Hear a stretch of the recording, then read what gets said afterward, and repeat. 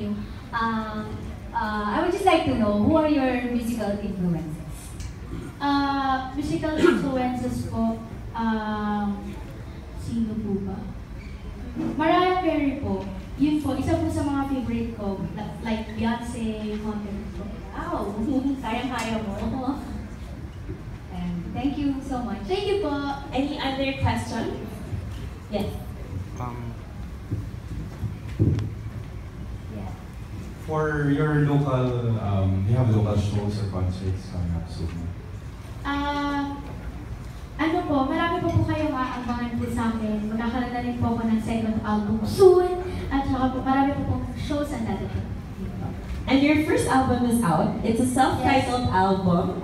Ito po, self-titled album. Ella. Grab your copy now.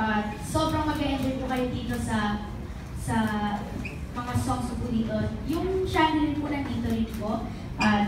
Pwede nyo po siyang makuha sa Astro Plus and Astro Vision. At pwede din po siyang bilhin sa digital market.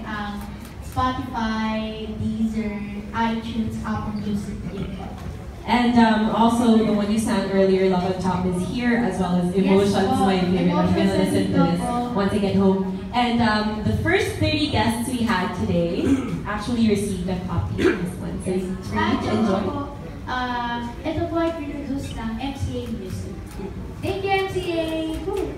Any other questions? Yes, sir.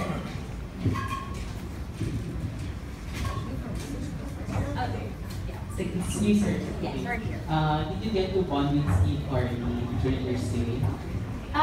Sa backstage na po kami nag-uusap. Matagal po kami nag-uusap sa backstage. Tinanong niya po sa akin kung kilala po siya sa Philippines. Sabi ko po, opo, kilala po siya. Thank you po. For sure, the Philippines is never gonna forget Steve Harvey. We love him so much, right? So yes, sir, your question. Hi, Ella. Hello po. Alam mo, sinubaybayan namin yung ano mo from the start ng career mo. Okay, now, we're very proud of you as a Filipino. Ngayon, as a 12 years old, paano mo ngayon, how you will manage, nag-aaral ka ba? You go to school? Yes po. Okay, how will you manage this? Hindi lang sa Pilipinas ngayon, kundi buong mundo na ngayon ang Philippines sa'yo. Sorry po. Paano mo i-manage kayo yung time mo, studies, and your career? Yes po. Half-half po. Para po, kunyari, tapos ka na po mag-rehearsals. Kunyari, may assignment ka po. Gawin mo po agad yung assignment mo. Para po pag may iba ka pa pong gagawin, pwede mo pa pong magawa. At saka po, pwede din po habang nag-show, pwede niya din po gawin yung assignment. Ganun po gagawin. Okay, multitasking. Thank you po. Any other questions? Yes. I'm Natalie from Philippines. Ano pang preparations mo before ka participate sa iyo? First po, parang kinokondisyon ko na po yung voice ko kasi baka po yung song na bibigay ko sa akin mahirap, katulad po ng emotions. Kailangan po mag-practice po na mag-practice. And talaga pong nag-iingat po ako dun sa mga English ko po. At saka po, tinutulungan naman din po ako ng mga voice coach ko po, si Coach Ryan Coach. Thank you po. Yes, one more question.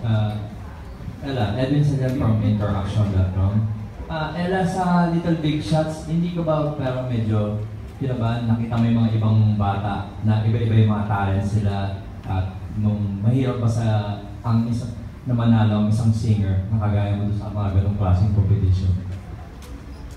Yung Little Big Shots po kasi hindi po siya competition.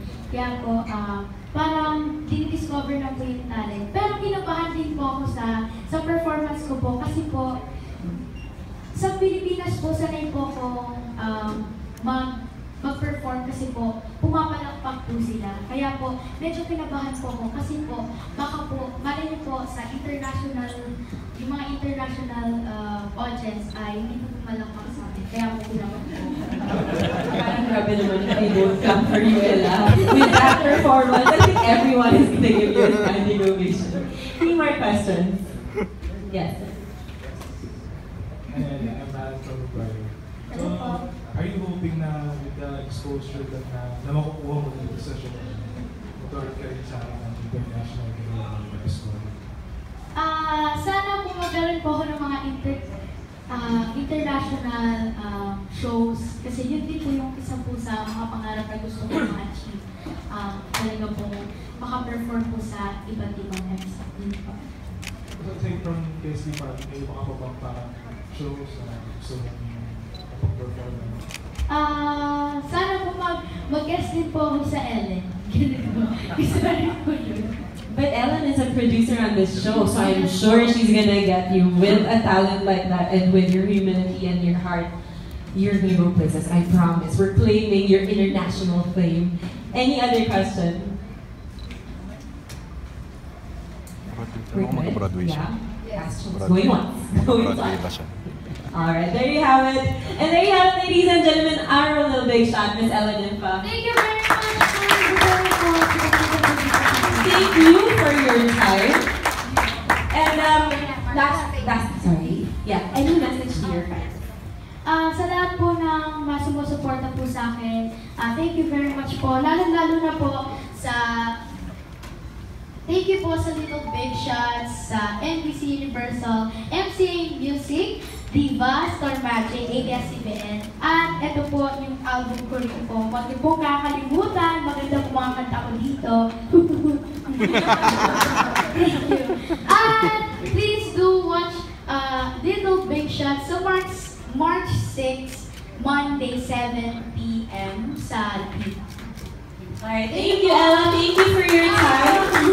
And I believe everybody in this room just wants to wish you the best of luck in all of your endeavors. We're sure you're going to make it big. Stay humble, stay beautiful, and continue to be yourself. Thank you so much, Ella. Alright, so let's give her another round of applause. Miss Ella Nympha.